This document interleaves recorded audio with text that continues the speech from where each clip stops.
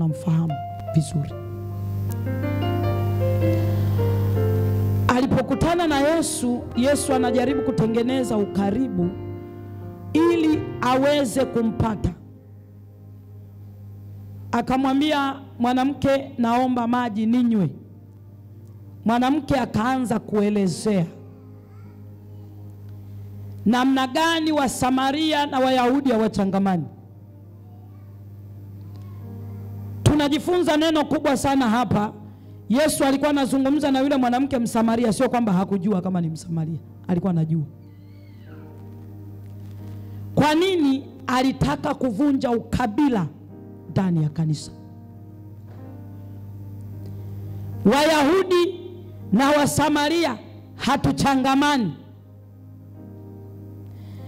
Alikuwa anataka kuvunja vitabia fulani ambavyo vilikuwa vinaonekana, na aelezee kwamba pamoja na kuwa na aina nyingi ya makabila, ila kinachotakiwa ni kumwabudu Mungu katika roho na kweli. Huyu ametoka kwenye kabila hili, huyu ametoka kwenye kabila hili, huyu ametoka kijiji kile, huyu ametoka hapo, mchungaji katoka mahali fulani. Kinachotakiwa wote walioko hapo ni kumwabudu Mungu katika roho na kweli. Mimi sijui kwa nini nimeambiwa niseme hivi, lakini tujifunze kwamba kwani kumwabudu Mungu ni kufanyaje? Ni nini? Nini maana halisi ya kumwabudu Mungu? Yesu anamwambia huyu mwanamke kwamba ninajua saa ipo ambayo waabuduo halisi watamwabudu Mungu katika roho na kweli. Iko hivi, huyu mwanamke alifika mahali anajaribu kumuelezea Yesu namna ambavyo walielekezwa jinsi ya kuabudu. Akasema, tuliambiwa tuwe tunaabudu kwenye milima ile. Milima ile leo ni nini? Hapa tumekuja, tumetoka, kila mtu kuna dhehebu mahali alitoka. Yesu alikuwa anataka kuondoa udhehebu ndani ya yule mama, kwamba hawataabudu kwenye hayo majengo wanayoyaona, hawataabudu kwenye hiyo milima. Milima ni yale majengo, ni madhehebu tofauti tofauti. Hasa Roho Mtakatifu anazungumza kwa habari ya huyu mwanamke, kumuelekeza kwamba hamtaabudu tena kwenye ile milima, mtamwabudu Mungu katika roho na kweli, kwa sababu Mungu ni roho. Anachotaka Mungu tumwabudu katika roho na kweli.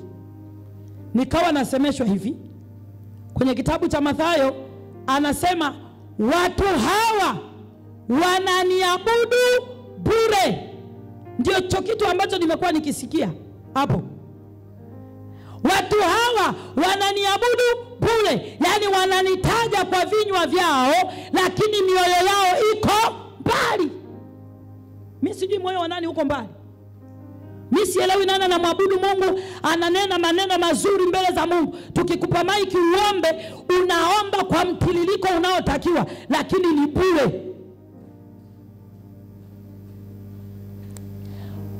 Maana halisi ya kumwabudu Mungu ni kumuonyesha heshima anayostahili, ukitumia maneno kutoka ndani ya moyo wako yanayoonyesha heshima kwa Mungu, ukitumia misingi ya kweli ya Biblia unayoifahamu. Bwana Yesu atusaidie sana. Unaweza ukawa uko mahali sahihi pa kumwabudu Mungu, ila haumwabudu Mungu kwa usahihi. Watu mlioko kwenye hii madhabahu mko mahali sahihi, ila kuna wakati hamwabudu kwa usahihi.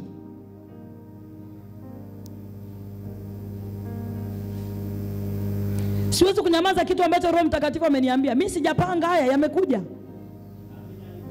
Bwana Yesu atusaidie sana. Mwabudu Mungu katika roho na kweli. Lakini kuna kitu kinaitwa uhusiano wa mahali sahihi pa kumwabudu Mungu na sadaka. Yani tunamwabudu Mungu kwa njia ya sadaka. Usije ukafikiria unapokwenda kutoa unatoa tu. Ile ni kumwabudu Mungu. Nitakuonyesha mistari inayozungumza kwa habari ya kumwabudu Mungu kwa njia ya kutoa. Mungu amezungumza na Ibrahimu, akamwambia Ibrahimu, nataka uende ukanitolee sadaka mlima Moria. Ibrahimu anavyoaga kwa familia yake, anasema ninaenda kumwabudu Mungu katika mlima Moria, mahali ambapo Mungu amenionyesha.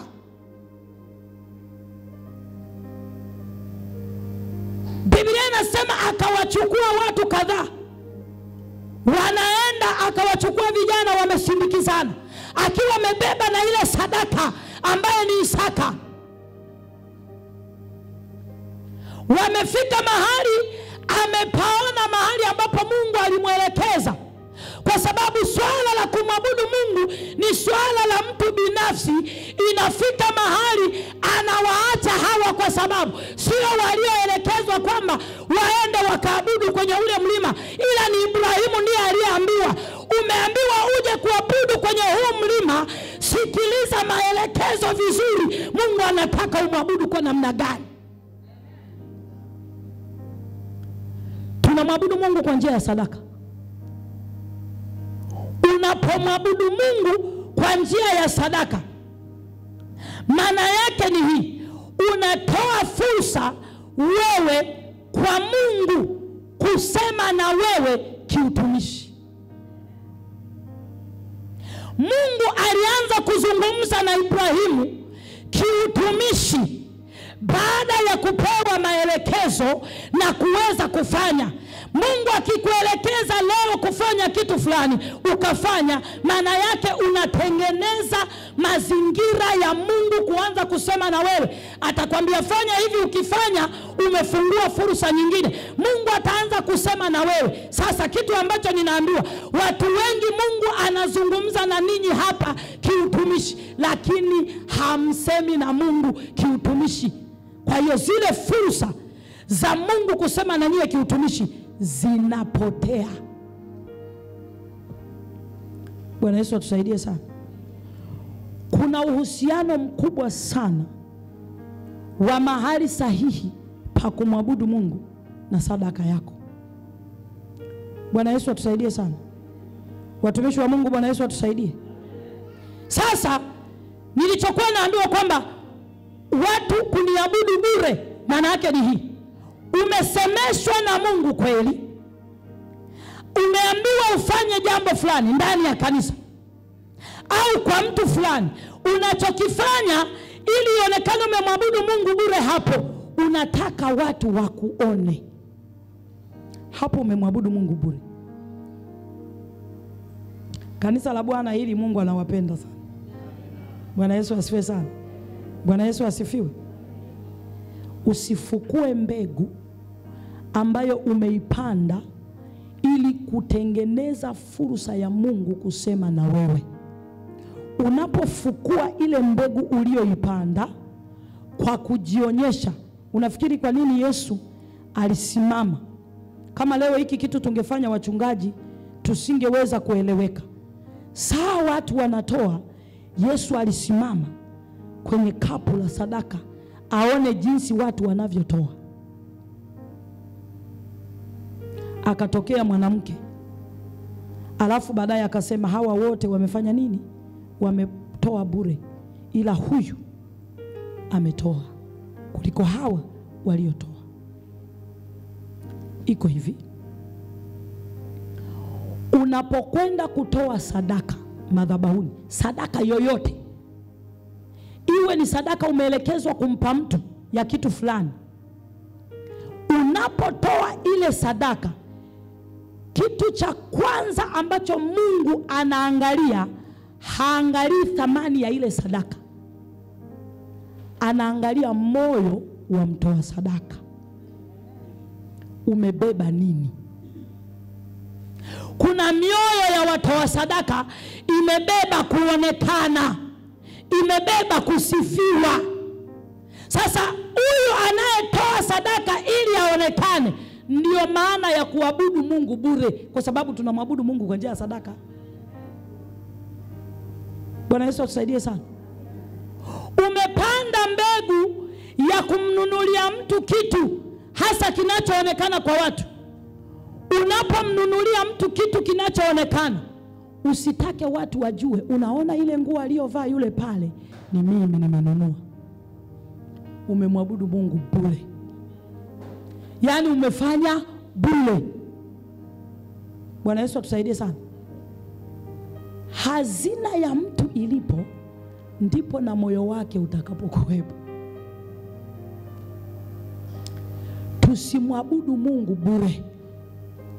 Tutengeneze fursa ya Mungu kusema na sisi kiutumishi, ili aendelee kutubariki na kutuinua. Lakini nimeambiwa niseme hivi, unapotoa sadaka, usiwe na mtazamo mmoja wa kuanza kutafuta namna ambavyo Mungu atakubariki. Kuna watu wanatoa zaka ili waweze kubarikiwa. Usifanye hivyo. Mungu si amesema atamkemea alaye unapotoa zaka, si ndio? Ni eneo ambalo Mungu ameahidi. Wewe unapotoa, ona kwamba unafungua tu fursa ya Mungu kukaa na wewe, ya Mungu kuishi na wewe. Alafu ufalme wa Mungu ukishaingia ndani yako, ndani ya ule ufalme wa Mungu kuna kila kitu. Ufalme wa Mungu ni kama mfumo uliotengenezwa kwenye kampuni fulani kuingiza mapato. Nguvu akiisha kuajilia juu yenu Roho Mtakatifu. Lakini mtapokea nguvu akiisha kuajilia juu yenu Roho Mtakatifu. Nanyi mtakuwa mashahidi wangu. Nanyi mtakuwa mashahidi wangu katika Yerusalemu. Katika Yerusalemu na katika Uyahudi wote. Na katika Uyahudi wote na Samaria. Na Samaria. Bwana Yesu asifiwe sana. Biblia inazungumzia kwa habari ya ujazo wa Roho Mtakatifu kwa kanisa la kwanza. Haya ni maneno ya Yesu Kristo. Aliyazungumza kwamba wanafunzi anaowaacha au kanisa linaloachwa lazima lipokee nguvu ya Roho Mtakatifu. Yaani ili kuweza kuwa mashahidi wa Yesu Kristo, ili kuweza kuwa wahubiri, ili kuweza kuwa waombaji, ili kuweza kuwa watoaji, ili kuweza kuwa watu wanaoweza kujenga ufalme wa Mungu, kitu cha kwanza lazima nguvu ya Roho Mtakatifu iwe juu ya huyu mtu, iingie ndani. Ikishaingia ndani, maana yake ifurike mpaka huku nje tuweze kuiona. Bwana Yesu asifiwe. Haleluya, kanisa la Bwana. Tunapozungumzia ubatizo wa Roho Mtakatifu, kuna mambo matatu. Tunapozungumzia ubatizo wa Roho Mtakatifu au ujazo wa Roho Mtakatifu, kitu cha kwanza, huyu mtu anayejazwa nguvu za Roho Mtakatifu au anayejazwa uwezo wa Roho Mtakatifu, maana yake ni nguvu za Mungu kuwa ndani ya huyu mtu. Anatawaliwa na zile nguvu za Mungu, anatawaliwa na ule uwezo wa kiungu, anatawaliwa na ule upako wa kiungu. Yani hata akitembea anaonekana huyu mtu ni mtumishi wa Mungu, anaonekana huyu mtu ana nguvu za Mungu ndani yake. Bwana Yesu asifiwe sana. Bwana Yesu asifiwe. Ni kutawaliwa na nguvu za Mungu. Kazi ya Roho Mtakatifu akishaingia ndani ya mtu, anachokifanya anamtawala huyu mtu. Lazima mjue Roho Mtakatifu ni Roho wa Mungu. Kwa hiyo kama ni Roho wa Mungu, maana yake huyu mtu akisha kujiliwa na Roho Mtakatifu juu yake, kinachofanyika sio kuwa juu tu, anaingia na kuzama ndani ya Roho Mtakatifu. Anatawaliwa na nguvu za Mungu. Kila anachokifanya ametawaliwa na uwezo wa Mungu. Anapoomba ametawaliwa na nguvu za Mungu anapofunga mahali popote anapokuwepo, inakuwepo nuru ya Roho Mtakatifu. Huyu mtu tunasema amejazwa nguvu au ana uwezo wa Roho Mtakatifu ndani yake. Bwana Yesu asifiwe sana. Somo la Roho Mtakatifu ni pana sana. Unaweza kuona huyu mtu tunaposema amejazwa nguvu za Roho Mtakatifu, maana yake anatawaliwa na ule uwezo wa Roho Mtakatifu, yale mashauri ya Roho Mtakatifu, yale maelekezo ya Roho Mtakatifu. Mtu huyu tunamuona kabisa kwamba ametawaliwa na nguvu za Mungu. Jambo la pili, tunaposema mtu amejazwa nguvu za Roho Mtakatifu, ni Roho Mtakatifu kukaa ndani ya mtu. Hasa kuna watu wengine Roho Mtakatifu amekaa nje. Tunaposema Roho Mtakatifu amekaa nje, kuna watu wananena kwa lugha ni kwa sababu walipojazwa waliikalili ile lugha. Sasa huyu anaitwa Roho Mtakatifu aliyeachwa nje, sio yule wa ndani. Roho Mtakatifu ana lugha nyingi. Anapokaa ndani yako, leo atakwambia utanena hivi, kesho atakwambia utanena hivi. Kwa sababu gani? Tunaponena kwa lugha hatusemi na watu, tunazungumza na Mungu. Na wakati mwingine Mungu anapotaka kumruhusu Roho Mtakatifu aombe kwa ajili ya mtu, hataki mtu mwingine ajue kile unachoomba juu ya huyu mtu. Atakuletea lugha ambayo ni tofauti. Utakapoomba juu ya huyu, sivyo utakavyonena ukiomba na huyu, sivyo utakavyonena ukiomba na huyu. Maana yake utapewa lugha tofauti tofauti, maneno tofauti tofauti. Tunapoomba, Biblia inasema ya kwamba Roho yeye mwenyewe hutusaidia udhaifu wetu. Sasa leo tunasema ulijazwa Roho Mtakatifu. Ndio, tukikusikiliza lugha unayonena tangu ulipookoka unanenaga lugha ile ile. Hiyo sio maana halisi ya kujazwa Roho Mtakatifu. Leo kumejaa hali ya mazoea. Watu wananena kwa mazoea. Na hasa manabii wa uongo. Manabii wa uongo sasa hivi watu wanapotezwa na vitu vichache sana, vidogo vidogo mno. Ukiwa na kundi kubwa la watu kama vile, unajua Roho Mtakatifu huwa anafanya hivi. Roho Mtakatifu tunapokuwa kwenye ibada, kuna sana achilia neno la hekima, kuna sana achilia neno la maarifa, kuna sana achilia roho ya shauri na uweza katikati ya ibada. Bwana Yesu atusaidie. Kinachofanyika kwenye yale makundi ya watu wengi kule kwa wale manabii, wale wanasoma tu saikolojia. Kisoma tu saikolojia anajua kabisa hapa kuna wanawake zaidi ya 100. Anajua kabisa anatafuta yale majina common, yani majina ambayo unaweza kuyapata kiurahisi kwenye jamii.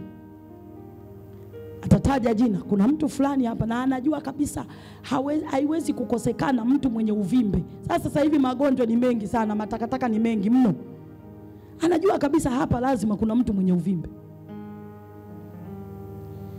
Sio kwamba ni Roho Mtakatifu amemwambia. Amesoma tu mazingira kwamba hapa hawezi kukosekana Ana mwenye shida ya uvimbe au Ana mwenye shida ya ndoa. Yani anajua kabisa hapa lazima atapatikana. Na mara nyingi sana manabii kama wale wapeleke kwenye makanisa madogo yenye watu wachache, uone kama wana nguvu za kuhubiri.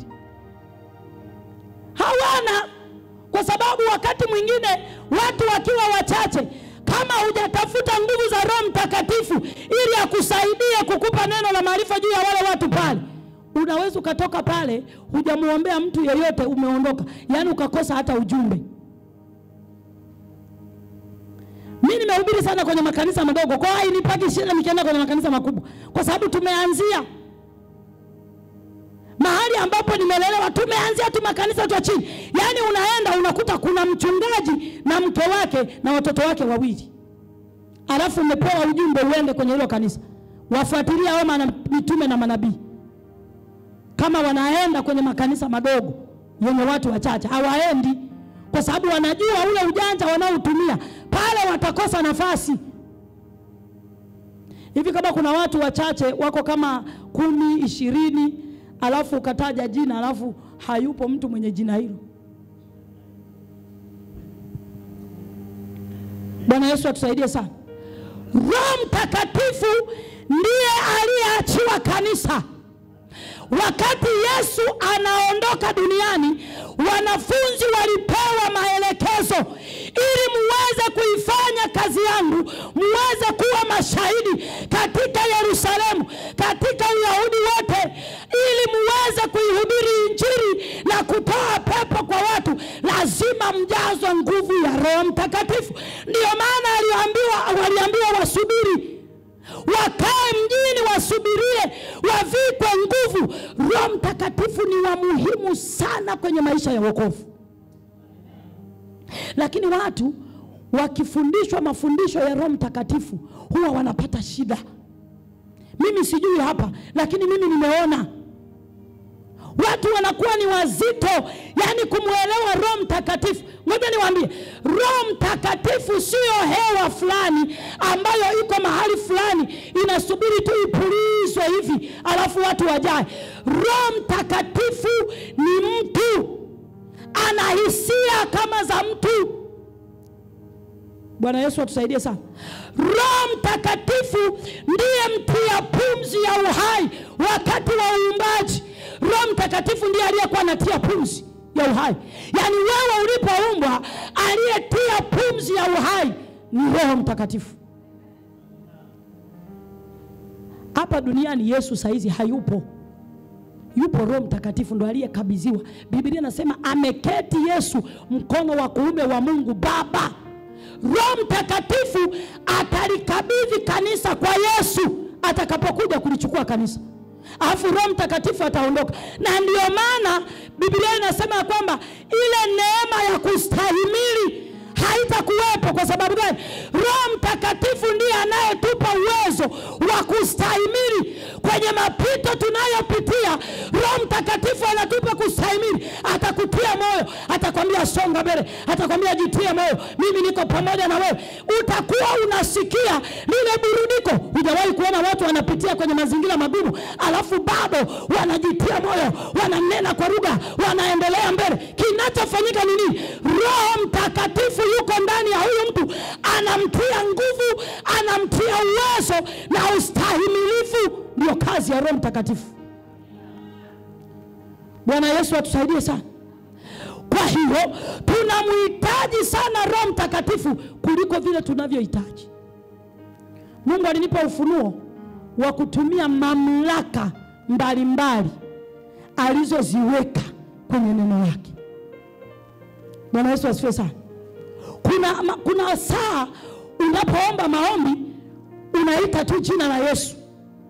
Kuna saa unapoomba maombi unaita tu damu ya Yesu. Kuna saa unapoomba maombi unaita moto kutoka mbinguni. Kuna saa unapoomba, Bwana Yesu atusaidie sana, unaita tu malaika. Unaambia malaika, ninawatuma sehemu fulani, kuna mtu yuko hatarini, nendeni mkafanye doria kwenye ile nyumba. Malaika wa Bwana wanaenda wanafanya doria. Sasa watu wamekatana tu kwa jina la Yesu, kwa jina la Yesu, kwa jina la Yesu. Kuna mahali pengine inategemea hali ya kiroho ya hilo eneo. Inahitaji damu ya Yesu au jina la Yesu au moto au kitu gani? Roho Mtakatifu ndiye anayeleta huyu. Roho Mtakatifu kwa upana tunaweza kutoka jioni jinsi Roho Mtakatifu anavyofanya kazi. Sasa tunaposema ujazo wa Roho Mtakatifu, maana yake ni kwamba huyu mtu amefunikwa na nguvu za Mungu. Huyu ndio mtu kajazwa Roho Mtakatifu. Nimesema kuna mambo matatu hapa. Jambo la kwanza tumeona ni kutawaliwa na nguvu za Mungu. Jambo la pili, Roho Mtakatifu kukaa ndani ya mtu. Jambo la tatu ni mtu aliyefunikwa na uweza wa kiungu. Bwana Yesu asifiwe. Watu huwa wanafikiria kujazwa Roho Mtakatifu basi na waliojazwa Roho Mtakatifu ni wale wenye masauti makubwa wakihubiri haleluya, Bwana Yesu asifiwe, la la la la la la. Saa nyingine ni masauti tu, watu wanakunywa tu mapepsi huko, masauti yanakamatwa yanakuwa makubwa, hawajajazwa hata nguvu za Roho Mtakatifu. Huyo sio Roho Mtakatifu. Mwangalie Petro. Petro ni jamaa moja ambalo limejaa nguvu za Roho Mtakatifu. Akipita kimvuli chake kinaponya wagonjwa. Akipeleka vitambaa vile vikamata Petro, wakipelekewa wagonjwa wanapata afya, wanapata uzima. Hizi ndizo nguvu za Roho Mtakatifu tunazozisema, sio sauti kubwa. Inaweza kuwa sauti kubwa afu haina chochote. Tunadanganya nasema yani yule mtu bwana ameniona. Wengine tu wana darubini tu za kichawi. Wana mapepo ya uaguzi yamejaa ndani ya mioyo yao, wamekuagua, wamekuona wewe uko hivi. Unaishi nyumba yako iko mahali fulani, pale upande wa huko kuna mti. Sasa Dar es Salaam si wengi tu wanapanda miti, kwa nini kusiwe na miti? Bwana Yesu atusaidie sana. Kubali kutawaliwa na nguvu za Mungu. Tamani kujazwa Roho Mtakatifu kwenye maisha yako kila siku. Na tunatakiwa kujazwa Roho Mtakatifu kila siku. Roho Mtakatifu ndiye anayetusaidia tusiharibikiwe.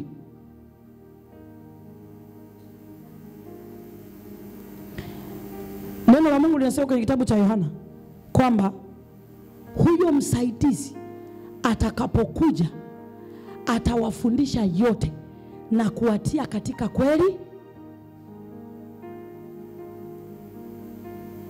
Tafuta nguvu za Roho Mtakatifu kwenye maisha yako ili aweze kukusaidia hata kukuongoza njia za kupita.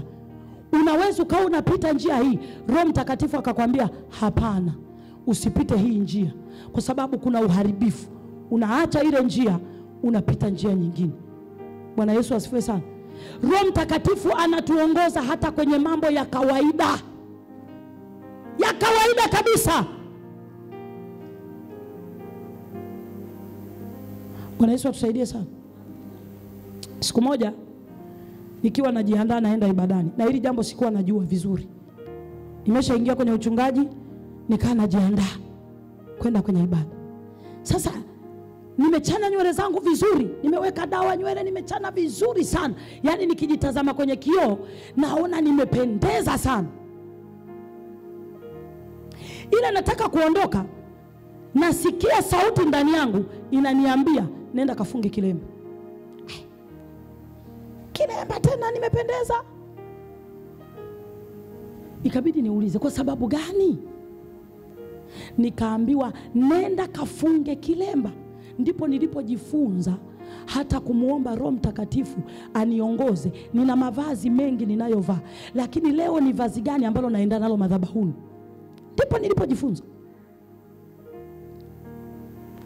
Sikufanya moyo kuwa mgumu. Kufunga vilemba kwenye sijui. Ikabidi nirudi. Nilikuwa na kilemba changu fulani hivi cha damu ya mzee. Sasa naangalia na nguo niliyovaa, kilemba nilichonacho ndo hicho, nikaweka hivyo hivyo kichwani. Wakati natembea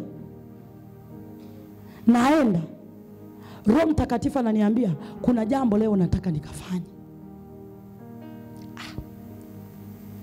Kilemba. Anyway, mazingira ya Mbalizi Mbeya wengi wanayafahamu. Wamama wengi sana wanapenda kusitiri vichwa vyao, alafu ni watu wa level ya kawaida sana. Sasa Roho Mtakatifu huenda aliona vile nilivyotoka kuna watu watashindwa kupokea. Mtumishi wa Mungu, nilipokwenda madhabahuni nimetii kile kitu. Kuna nguvu ambayo ilitembea isiyo ya kawaida. Yaani nilichokifanya, nilishika tu mic, nikaanza kuimba. Ninaimba, nikaimba. Roho Mtakatifu akaanza kupita. Watu wakaanza kufunguliwa, watu wakaanza tapika vitu vya ajabu, mpaka mimi mwenyewe nikawa nashangaa. Roho Mtakatifu akaniambia, hiki ndicho nilichokuwa nataka, ufunike kichwa ili mimi nitembee kwa hawa watu. Sasa vitu vingine Mungu anatupima tu. Roho Mtakatifu anaweza kuja kuambia kabisa kitu ambacho ni cha kawaida sana, lakini kuna kitu anachokitafuta. Kuna moyo wa mtu unatafutwa. Akikuona vile jinsi ulivyo, anaweza kufunguliwa vifungo kulingana na kwamba umeisikia sauti ya Roho Mtakatifu akikuongoza. Bwana Yesu asifiwe sana. Tuwe tunasikiliza. Kwa Roho Mtakatifu hakuna shida. Roho Mtakatifu anaongea sana na watu. Shida iko kwenye usikivu. Bwana Yesu atusaidie sana. Sasa kuna masharti ili uweze kubatizwa Roho Mtakatifu. Haya ni masharti yake.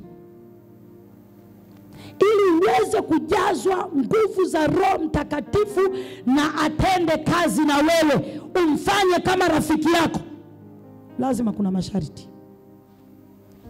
Bwana Yesu atusaidie. Sijui kama naeleweka vizuri. Bwana Yesu atusaidie sana.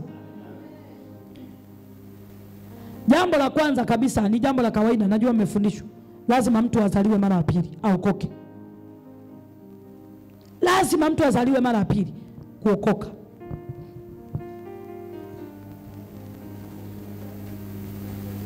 Kisoma kwenye Yohana pale sura ya 3, utaona namna ambavyo Yesu anazungumza na Nikodemu. Pointi ya pili, hiyo ya kwanza tayari, lazima mtu azaliwe mara ya pili au aokoke. Lakini jambo la pili, kuishi maisha ya utakatifu. Kwa sababu Roho Mtakatifu ni mtakatifu, ataishi mahali ambapo ni patakatifu. Hawezi kuishi mahali ambapo ni pachafu. Yaani ili ujazwe na Roho Mtakatifu awe mshauri, lazima uyaishi maisha ya utakatifu. Petro wa kwanza sura ya kwanza mstari wa 15. Petro wa kwanza sura ya kwanza mstari wa 15. Karibu.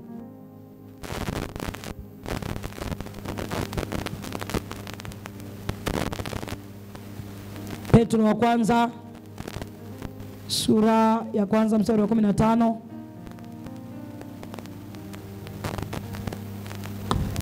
Lazima huyu mtu aishi maisha ya utakatifu. Petro wa kwanza sura ya kwanza mstari wa 15 inasema, Amen. Bali kama yeye aliyewaita alivyo mtakatifu. Bali kama yeye aliyewaita alivyo mtakatifu, ninyi nanyi iweni watakatifu. Ninyi nanyi iweni watakatifu katika mwenendo wenu wote. Unasikia?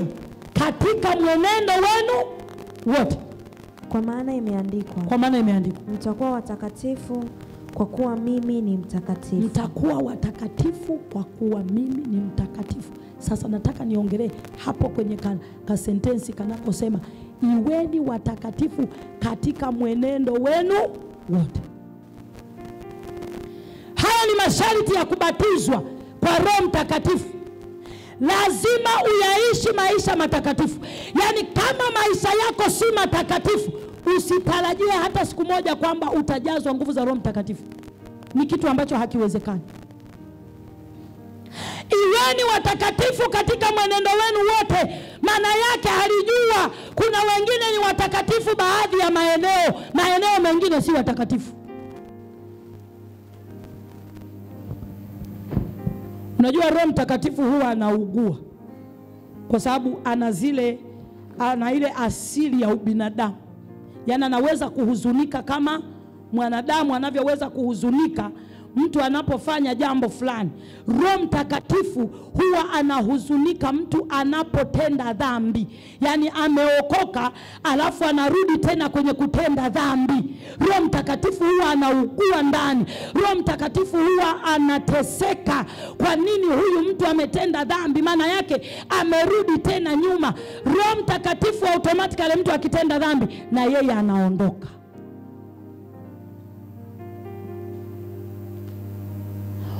Usiwe mtakatifu baadhi ya maeneo, ukawa mtakatifu na hata una ujasiri wa kuweza kusimama mbele za Mungu ukamwambia kwenye eneo fulani, kwa kweli mimi una ujasiri, ila kuna eneo una ujasiri. Roho Mtakatifu ndiye anayeushuhudia ulimwengu kwa habari ya dhambi. Automatically ukitenda dhambi, Roho Mtakatifu atakuwa na kushuhudia ndani yako kwamba hapa umekosea. Sasa kinachotakiwa ni kwamba, shida ni kwamba watu amegundua na Roho Mtakatifu amemwambia kwamba hapa umekosea. Si wengi wanarudi. Tatizo sio kukosea. Tatizo ni kugundua kosa na kulitubia. Roho Mtakatifu ni mwaminifu. Unapogundua kosa na kulitubia, Roho Mtakatifu ni mwaminifu, ndiye anayekuja na utakaso. Mwambie Roho Mtakatifu, njoo na utakaso. Njoo na damu ya Yesu, naomba unitakase. Uniondolee, nimekuhuzunisha Roho Mtakatifu. Daudi kuna maombi aliomba akasema, Bwana, unirejeshe furaha ya wokovu, wala Roho wako takatifu usiniondolee. Alijua madhara ya kutokutembea na Roho Mtakatifu.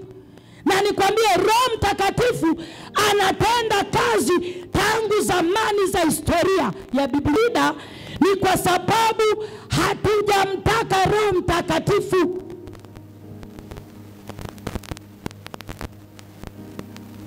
Kuna watu wanasinzia. Ukiona unasinzia, simama. Simama tu kwenye kona kule ukiona unasinzia. Bwana Yesu atusaidie sana.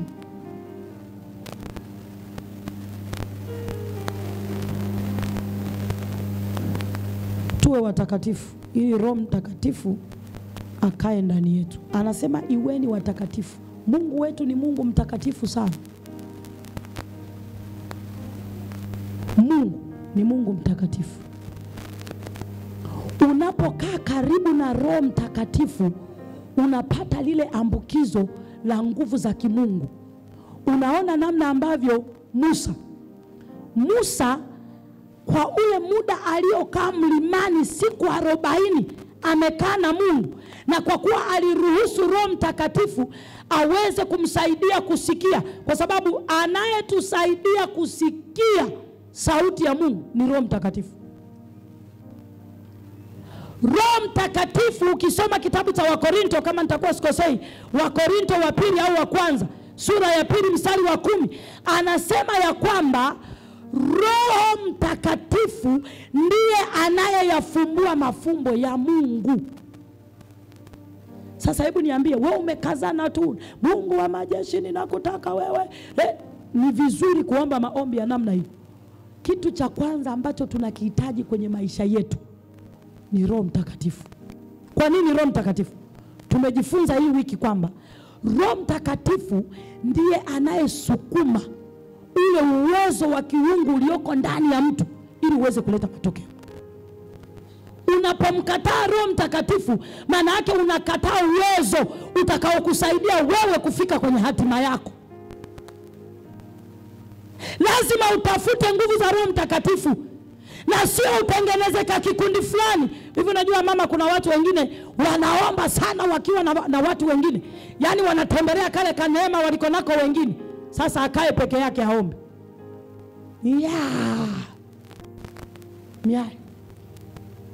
Hawezi kuomba peke yake. Kinachotusaidia kuomba ni nguvu za Roho Mtakatifu. Huyu ndiye anayetusaidia. Huyu ndiye msaidizi. Wewe fikiria, kwa nini Yesu asingewaacha tu wanafunzi awaambia, kwa kuwa mnatembea na mimi miaka hii yote hii, basi muendelee tu kuhubiri? Kwa nini alisema wapokee Roho Mtakatifu? Kwa nini alisema wasubirie wavikwe uwezo ili waweze kuhubiri? Alijua kabisa bila Roho Mtakatifu hakuna kitu kinaweza kufanyika. Hakuna huduma yoyote inaweza kufanyika bila nguvu za Roho Mtakatifu. Otherwise, hiyo madhabahu iwe inaongozwa na miungu ya huyo mchungaji aliyepo hapo. Bwana Yesu atusaidie sana. Tafuta kuvikwa nguvu za Mungu. Tafuta kuvikwa uwezo wa Roho Mtakatifu. Tafuta kujaa kila itwapo leo. Tena sio ujae tu, ujae na kufurika. Bwana Yesu asifiwe. Yaani iko hivi. Unaweza kuwa na maji yale ya nusu lita, si ndio? Maji yale ya nusu lita. Ningekuwa na hayo maji na glasi, ningekuonyesha ambavyo tunatakiwa kufurika. Bwana Yesu atusaidie sana.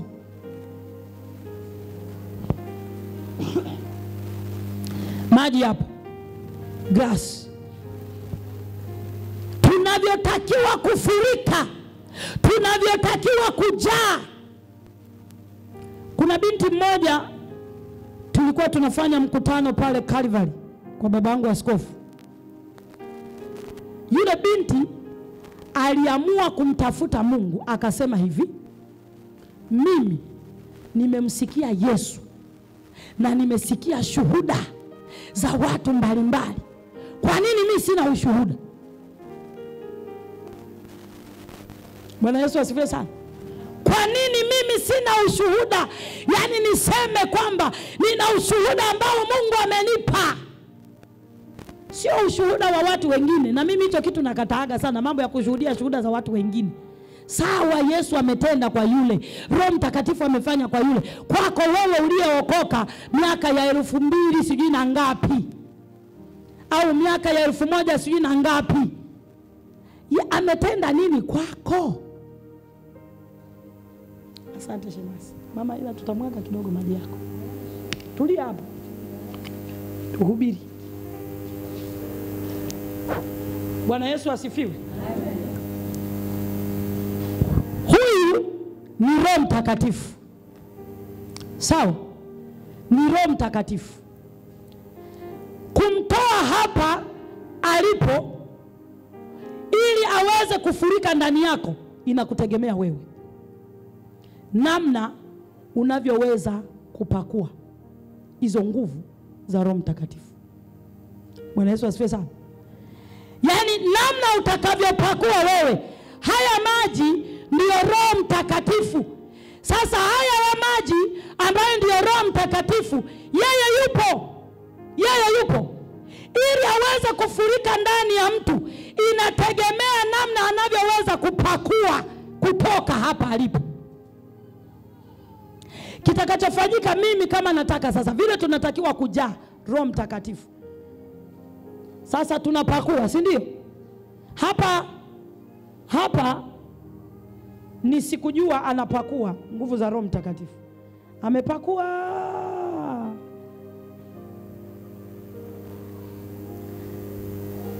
Hizi sizipo tu hapa, kila mtu anapakua anavyoweza kupakua. Tunakuja kwa mtu mwingine, atakuja atapakua naye, anaenda mpaka hapo. Sasa kiwango ambacho unakipakua zile nguvu za Roho Mtakatifu ndicho kinachotenda kazi. Nguvu za Mungu vile unavyozipakua kwa njia ya maombi ndicho kiwango ambacho Mungu atakitumia kwa ajili ya kufanya mambo. Kiwango kile kile, Mungu hazidishi. Kwa hiyo Roho Mtakatifu vile unavyomhitaji anakuja kwa kiwango kile unachomhitaji. Kama ni kwa kiwango hiki, atakuja kwa kiwango hiki. Kama ni kwa kiwango kile cha chini ambacho nilikuwa nimekionyesha, atakuja kwa kiwango kile kile. Ukipakua kwa kiwango hiki,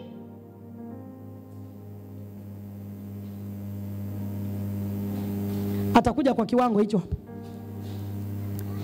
Kiwango ambacho tunatakiwa kupakua sasa. Sogeze kidogo, anayetamwagika kidogo. Yaani wewe uangalie usiloane. Tunapaswa kupakua kiwango cha Roho Mtakatifu kwenye maisha yetu. Kufurika.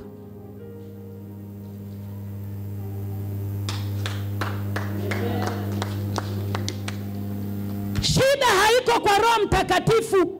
Shida iko kwetu namna ambavyo tunaweza kumtumia. Roho Mtakatifu yuko tayari kwa kiwango chochote ambacho tutampakua. Barikiwe sana. Tumesema hivi, Roho Mtakatifu anapokuwa amejaa ndani ya mtu, maana yake huyu mtu anatawaliwa na nguvu za Mungu. Kwa wengine wanatawaliwa na nguvu za Mungu kwa kiwango hiki hapa, na wengine wanatawaliwa na nguvu za Mungu kwa kiwango kile cha pale, kwa kadiri tulivyojifunza. Bwana Yesu atusaidie sana.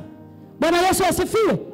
Nguvu za Mungu zipo, Nguvu za Mungu au nguvu za Roho Mtakatifu zipo, ni kama vile wakati mwingine umeme. Nitumie mifano mingi ili uweze kunielewa kidogo. Umeme upo tu kwenye vile vyanzo vya umeme, si ndio? Upo